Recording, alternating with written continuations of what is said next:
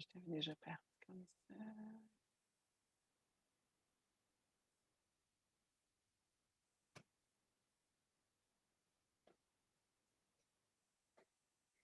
OK, on y va.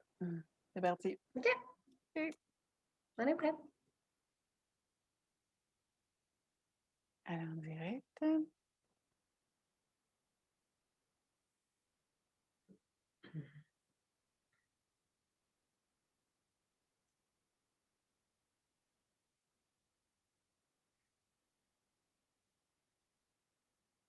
Voilà, ça y est, on est en direct.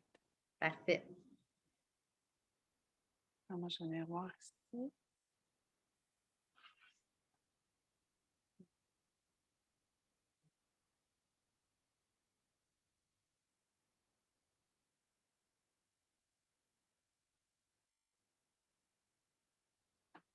On va se donner quelques minutes. On est en direct. Parfait. Moi, je vais venir voir ici. Est-ce que tu entends ma voix qui fait de En l'écho? décalage. Hein? Mhm. Je vais couper le son ici. OK.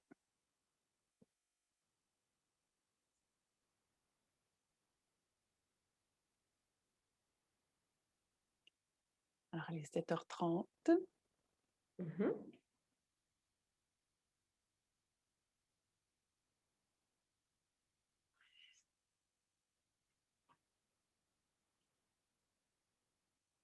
On est prêt à commencer? Je pense qu'on peut y aller. On peut y aller? J'essaie de voir.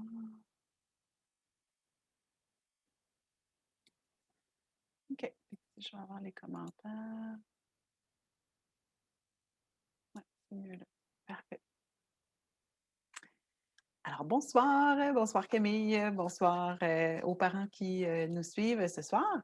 Donc, bienvenue à notre tout premier Facebook Live qui est proposé en fait, qui est offert par la Maison de la Famille des Pays d'en haut et ses partenaires à la réussite éducative des Laurentides. Donc, il va y avoir toute une série de Facebook Live tout au long de la prochaine année scolaire qui ont pour objectif de répondre à vos questions, à vous, parents, par rapport à la scolarisation et le développement de vos enfants de 6 à 12 ans. Donc, mon nom est Geneviève Cusson, je suis orthopédagogue et consultante chez FUTE et j'ai le grand honneur d'animer toute la série de Facebook Live avec différentes collaborateurs, des intervenantes, des professionnels du milieu de la santé et du milieu scolaire. Alors, ce soir, on va aborder le sujet de la glissade estivale avec Camille Labrec. Donc, Camille qui est intervenante à la Maison de la Famille des Pays d'en haut et qui a aussi un bac en travail social, donc qui a développé vraiment au fil des ans une expertise avec les familles. Alors, Camille, bonsoir, comment ça va?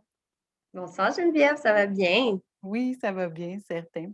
Donc, dis-moi, avant qu'on parle de glissade estivale, est-ce que tu peux nous expliquer un peu qu'est-ce que la Maison de la Famille? Oui, bien en fait, la Maison de la Famille, c'est un organisme qui offre une panoplie de services pour toute la famille, en fait. Fait qu'autant pour les mamans que pour les papas, mais aussi pour les enfants âgés de 0 à 12 ans. Fait qu'en fait, on offre des services et des activités dès la grossesse jusqu'à ce que les enfants aient 12 ans. Ah, super. Et dis-moi, quel est ton rôle à toi en tant qu'intervenante? Ben, en fait, mon rôle, c'est vraiment d'organiser puis d'animer les activités. Fait que l'objectif, c'est de proposer un lieu sécuritaire où les parents peuvent venir jaser, se réseauter, participer à nos activités. En fait, c'est de les accompagner puis de les soutenir dans leur cheminement respectif, puis de les aider à atteindre un épanouissement, autant les parents que les enfants. Ah, super. Donc, Fait que c'est un service individualisé aussi.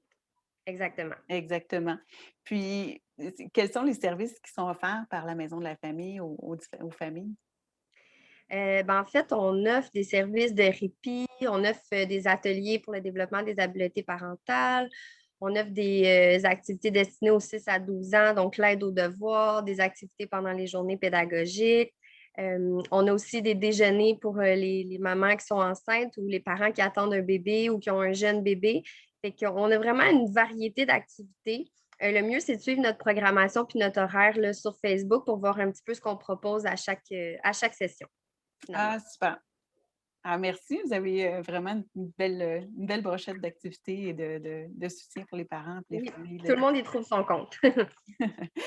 Donc, ce soir, on va parler de la glissade estivale, donc de la perte d'apprentissage pendant la période d'été. Donc, tu voulais nous proposer là, plein de super activités intéressantes qui étaient en lien beaucoup plus avec la vie quotidienne, avec ben, c'est ça, la vie quotidienne, hein? Mhm. Donc, Exactement. ça ne demande pas une si grande préparation que ça, finalement, pour les parents.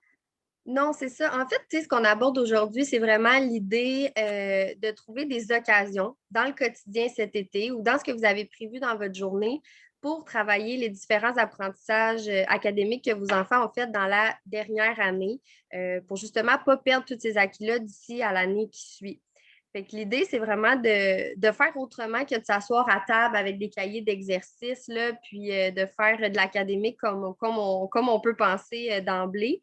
Fait que c'est vraiment d'être créatif, de partir un petit peu du planning de notre journée, de notre routine, de notre quotidien, des intérêts de notre enfant, puis de trouver des occasions de travailler de l'académique à travers tout ça. Yeah. Donc, juste pour mettre les gens en contexte, c'est qu'est-ce que la glissade estivale? Je vais vous partager une petite image qui va probablement vous aider à bien comprendre ce que c'est.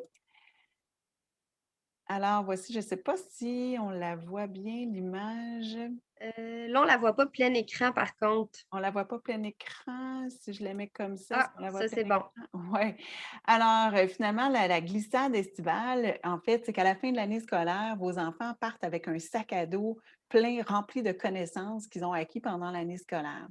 Alors, pendant l'été, s'il n'y a pas de stimuli de lecture, d'écriture et de mathématiques, les enfants vont perdre, en fait, les apprentissages et les connaissances s'oublient, ils tombent du sac d'école des enfants et ce qui fait en sorte que les enfants qui n'ont pas du tout fait de lecture, écriture, maths pendant l'été arrivent à l'automne avec un sac à dos qui est beaucoup moins rempli que d'autres enfants qui ont vécu toutes sortes d'activités qui faisaient en sorte que les connaissances restaient en mémoire.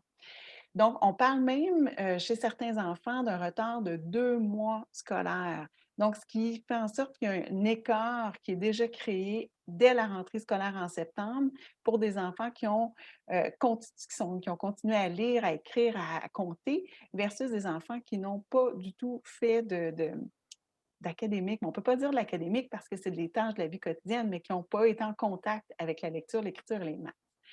Donc, c'est pour ça que le ministère se penche sur la question. Là, je vais arrêter mon partage. Parce qu'il y a un écart important des apprentissages qui se font, surtout chez les enfants qui ont des difficultés d'apprentissage déjà à la base. Et ça fait en sorte que le ministère a injecté dernièrement 8,8 millions de dollars sur 2 ans pour qu'il y ait différents organismes qui puissent animer des activités en lien avec la littératie et les mathématiques pour qu'on continue à stimuler les apprentissages scolaires pendant l'été. Donc, ce n'est pas faire des nouveaux apprentissages, mais c'est de garder les connaissances qu'on a déjà en mémoire. Donc, il y a les camps de jour, par ailleurs, qui devraient faire beaucoup plus d'activités littéraires. Il y a aussi différents organismes dans la région qui vont proposer différentes activités. Et je vous invite en fait à aller visiter le site du PREL où les différentes activités vont être proposées. Alors, je vais mettre dans les commentaires le site du PREL et vous pourrez aller voir ce qui va être proposé dans la région des Laurentides. Là, si je suis capable de commenter. Ah, il est ici. Alors voilà, c'est mis dans les commentaires. Vous pourrez aller visiter le site du PREL. Alors Camille, toi, tu nous disais tantôt que ce n'était pas nécessaire de s'asseoir à une table de cuisine et faire du cahier d'exercice pour pouvoir finalement faire pas perdre des apprentissages scolaires. Mhm. Donc, on peut utiliser des tâches de la vie quotidienne. Est-ce que tu as d'autres activités que tu peux nous proposer? Bien, en fait, tu sais, je vais vous donner des exemples pour vous guider un petit peu puis vous montrer là, les possibilités. Mais c'est sûr qu'il faut garder en tête qu'il y a vraiment une multitude d'occasions dans une journée. Puis que c'est possible pour vous d'adapter à vos habitudes familiales puis à votre routine de vie, à l'intérêt de vos enfants, ces activités-là. Fait que, tu sais, je vais vous donner un exemple bien simple. Là, vous aviez prévu aujourd'hui aller récupérer votre courrier à la poste. Fait qu'à ce moment-là, vous pourriez demander à votre enfant, par exemple, d'écrire une petite lettre à un de ses proches ou à un camarade de classe ou à un ami. Puis, dans le fond, il vous accompagne, puis il poste la lettre en même temps. Fait que là, à ce moment-là, tu sais, l'enfant, lui, ben, il est dans l'optique de s'amuser, de faire plaisir à un proche, mais il travaille quand même au niveau de l'écriture, donc de tracer les lettres, de refaire la lecture de sa lettre également. Fait encore là, ben là, ce qu'on comprend, c'est qu'on l'a impliqué dans une activité qu'on avait déjà prévu faire aujourd'hui. Puis lui, ben, sans s'en rendre compte, puis il a travaillé un petit peu l'écriture. Fait que ça, c'est un exemple, par exemple, très simple là, qu'on pourrait proposer. Là. C'est toujours excitant de recevoir une lettre par la poste. On aime toujours ça. C'est de plus en plus rare d'ailleurs. Je tiens à préciser aussi que ce n'est pas nécessaire que la lettre soit parfaite, là, que tous les mots soient bien orthographiés, les verbes tous bien conjugués. Je pense que l'idée, c'est vraiment d'amener l'enfant à réfléchir sur son écriture, puis de l'amener à produire un discours qui soit à l'écrit, qui soit compréhensible là, par la personne qui va recevoir la lettre. Donc, il faut juste que son message soit clair, puis que la personne qui va le lire puisse le comprendre. C'est un peu l'idée derrière, mais ce n'est pas nécessaire que tout soit parfait. Parfait, non, exactement. Non. Est-ce que tu as d'autres activités à proposer? Ben oui, c'est d'autres activités. Tu sais, c'est sûr que si vous avez un petit peu plus de temps, vous avez une journée où vous avez envie de faire un projet un petit peu plus d'envergure, puis vous avez un petit fan de soccer à la maison, un plus grand, ben vous pourriez tu sais, dire OK, ben on va faire nous-mêmes notre but de soccer avec ce qu'on a sous la main. Fait que de rédiger avec votre enfant un petit plan de comment il pense construire son plan de son but de soccer, pardon. Puis là, encore là, ben, on travaille les mesures, on travaille les angles, on travaille de remettre à la proportion réelle ce qu'on a mis sur un plan. Puis votre enfant, ben, il reste dans ses intérêts puis dans ce qui le motive lui. Fait qu'encore là, on a travaillé plein de choses, mais dans un objectif de s'amuser puis de que l'enfant soit motivé parce qu'on part de ses intérêts à lui finalement. En plus, le résultat va être pratique et amusant. Ça, c'est génial. Exactement, c'est Ouais. ça. Non, mais c'est bien ça parce que les enfants se demandent souvent à quoi ça sert les maths. Donc, de reprendre des notions mathématiques dans des contextes réels comme ça, c'est vraiment, vraiment pertinent. On comprend à quoi ça sert des maths à ce moment-là. Exactement. Oui. Puis là, tu me parlais Euh, aussi de BD. Alors, Ben oui, en fait, quelque chose qui est intéressant et qui est vraiment simple, qui ne demande pas beaucoup de temps, c'est d'aller à la bibliothèque avec votre enfant puis de lui faire choisir un livre ou une BD, là. Quelque chose qui l'intéresse. Puis l'objectif, c'est de lui demander de vous lire quelques pages par soir pour pouvoir suivre l'intrigue ensemble. Euh, Puis évidemment, on peut changer un petit peu le contexte dans lequel on fait la lecture. Je ne pas toujours être obligé d'être à l'heure du dodo dans le lit. On peut rendre ça encore plus spécial, faire ça sur le bord du feu avec une lampe de poche ou, tu sais, infinies possibilités. Puis encore là, ben, votre enfant travaille la lecture, mais il est dans une optique de suivre une intrigue de BD avec son parent, puis c'est un livre qu'il a choisi lui-même, tu sais, fait que c'est sûr qu'il va rester motivé, là. Fait que c'est des petits exemples super simples qui ne prennent pas beaucoup de temps, mais dans lesquels les enfants sont impliqués puis qui sont motivés. ah, c'est super. Moi, je me souviens d'avoir eu beaucoup de plaisir à lire sous la tente avec mes enfants. Oui, c'est ça. Oui. Sous une tente, c'est une super bonne idée. Ouais, Euh, vraiment. Puis dis-moi, qu'est-ce qu'on fait quand on a des enfants de différents âges? C'est pas toujours facile de conjuguer les tâches avec les différentes connaissances. non, Puis, c'est ça exactement. Puis tu sais, l'objectif, c'est pas de rajouter une lourdeur aux parents là, dans tout ça. Fait que c'est sûr qu'encore là, on essaie de trouver des activités qui vont inclure un petit peu tous les groupes d'âge, tous les niveaux académiques. Puis honnêtement, c'est possible. Tu sais, par exemple, si on parle à faire une recette en famille, ben là, vous pourriez demander à un des enfants de faire la lecture de la recette. Vous pourriez demander à un autre enfant de mesurer les ingrédients. Vous pourriez demander à un plus vieux de doubler la recette ou de tripler la recette. Fait qu'en ce moment-là, ça vous demande une préparation d'activité, mais ça implique tout le monde, tu sais, où ils sont rendus au niveau académique. Puis en même temps, après ça, ben, vous avez une bonne collation, vous avez, vous avez un résultat, puis ça leur permet d'être dans l'action. Fait que ça, c'est intéressant aussi. ouais. Ben, sinon, il y a toujours les fameux jeux de société. Des fois, c'est intéressant d'aller, tu sais, il y a des bibliothèques là, où c'est possible d'emprunter des nouveaux jeux ou même, tu sais, un ami ou quelqu'un de la famille qui vous prête un nouveau jeu. Puis encore là, ben là, vous pourriez demander à un enfant de faire la lecture des règlements. Vous pourriez demander à un autre enfant d'interpréter ce qu'il a compris. Fait que selon lui, comment il fonctionne le jeu, puis c'est quoi les règlements. On pourrait demander à un plus petit de répartir à part égale les cartes à chaque joueur. Fait encore là, on est dans l'idée de jouer, de découvrir un nouveau jeu, mais on leur passe des petites notions de lecture, puis de mathématiques et tout ça, puis ça reste amusant, là, puis léger, puis ben, ça vous fait découvrir un nouveau jeu en même temps. Oui, c'est pas toujours facile de comprendre les règles d'un jeu par Non, l'écrit, hein. Des fois, il faut se mettre à plusieurs pour bien saisir le sens des consignes. oui, Donc c'est ça, ça c'est exactement. vraiment intéressant. Puis, j'invite les gens aussi à aller, peut-être visiter l'espace Ludico à Val-David. Là aussi, je vais mettre le lien dans les commentaires. Parce qu'à l'espace Ludico, il y a plusieurs jeux qu'on peut emprunter. C'est comme une bibliothèque de jeux. Puis, ils ont eu des sous dernièrement pour faire l'achat de plein de jeux pédagogiques. Donc, ils vont vous permettre de travailler la lecture, l'écriture et les maths, la logique, avec vraiment des jeux super amusants, super intéressants. Donc, allez voir l'espace Ludico. Ça peut vous donner plein d'idées de jeux à découvrir. Wow. Oui, donc Camille, dis-moi aussi, est-ce qu'il y a d'autres impacts positifs à faire ce genre d'activité-là avec nos enfants? Bien, c'est sûr qu'à part l'aspect académique, là, puis l'aspect où on maintient les acquis d'ici à la prochaine année, bien, c'est sûr que ça travaille quand même l'estime personnelle puis l'autonomie de l'enfant. Tu sais, on l'implique dans la journée, on l'implique dans la routine, on lui donne des tâches, on lui donne des responsabilités. Puis en plus, ça vous permet de passer un moment de qualité avec votre enfant ou des moments positifs en famille. Fait que ça vous permet de bonifier votre lien parent-enfant finalement, puis de le travailler à travers ces activités-là. Fait que c'est que du positif. Tout le monde y gagne. Oui, effectivement, parce que le lien parent-enfant, on sait, c'est la priorité et c'est hyper important d'avoir du plaisir dans les apprentissages scolaires aussi pour conserver ce lien-là avec nos enfants. Faut pas que ça devienne une Exactement. lourdeur, faut pas que ça devienne un lieu de chicane.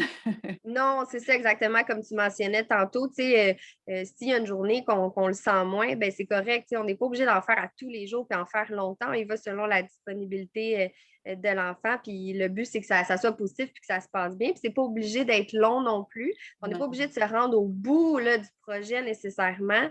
Tu sais, on peut faire une petite partie où on met un petit peu plus d'emphase sur la lecture. Puis après ça, on reste dans le jeu. Puis on se ramène puis on accompagne les enfants. Là, fait que Excellent. c'est ça Donc, l'idée.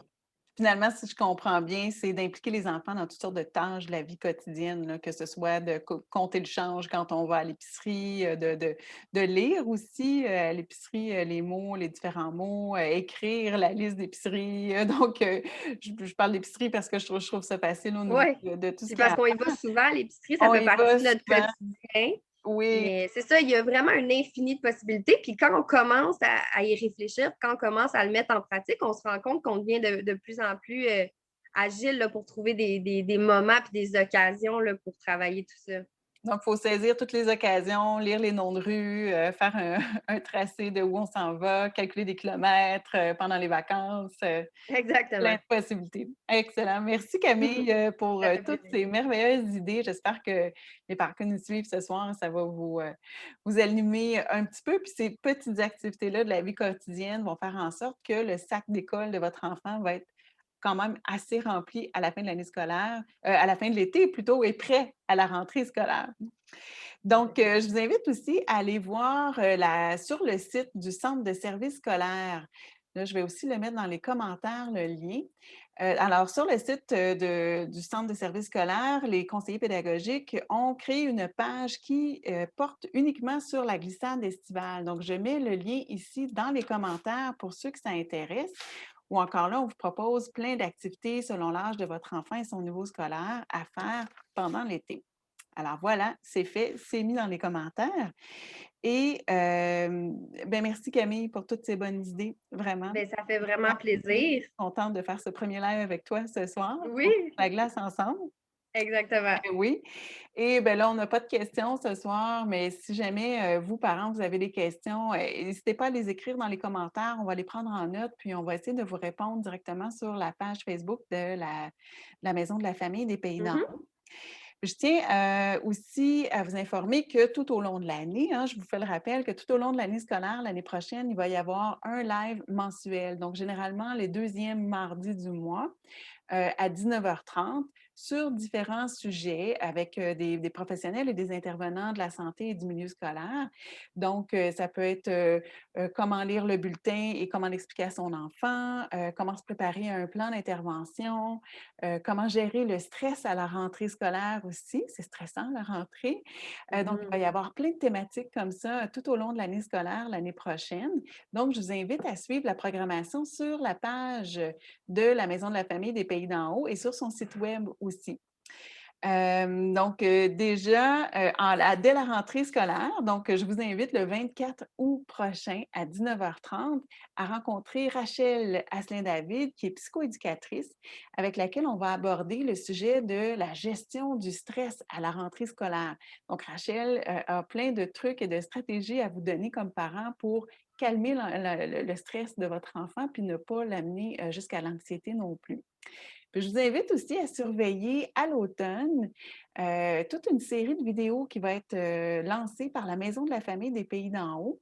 Donc, une série de vidéos qui vise finalement à vous aider, vous, parents, à faire les devoirs et les leçons avec plaisir, avec vos enfants.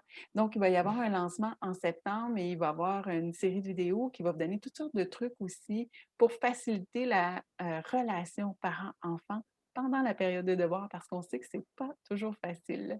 Mhm. Alors voilà, merci encore une fois Camille pour toutes tes propositions. Ben, merci bien, Geneviève. C'en est pour notre premier Facebook Live qui va se poursuivre dès le 24 août prochain. Alors, bon été à Bye. tout le monde.